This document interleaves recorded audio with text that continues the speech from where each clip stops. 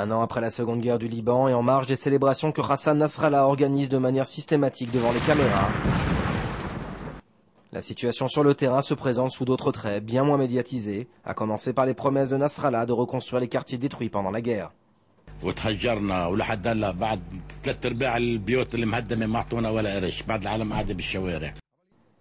Et voici le témoignage d'un officier de la milice chiite terroriste qui a fui le Liban quelques jours après la fin de la guerre et qui pour la première fois présente les faits bien différemment.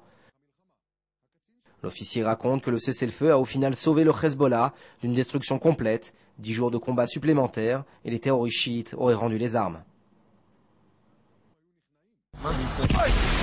Il précisait que les miliciens n'avaient ni nourriture ni eau à leur disposition, sans parler de leur équipement défaillant ou encore des problèmes de santé rencontrés pendant les 34 jours de guerre.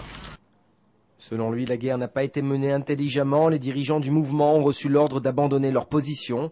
Des directives contraires partaient de Beyrouth, prouvant la panique dans laquelle se trouvait alors le Hezbollah. Les roquettes Katyusha étaient tirées à partir de maisons de civils, en prenant en compte que ces derniers en pâtiraient singulièrement. Et l'officier reconnaît au final que Tsahal a réussi à toucher la majeure partie des rampes de lancement de Katyusha, et ce à une vitesse éclair, contrairement aux déclarations de Hassan Nasrallah, déclaration qui explique sans doute l'état d'esprit du chef du Hezbollah quelques jours après la guerre.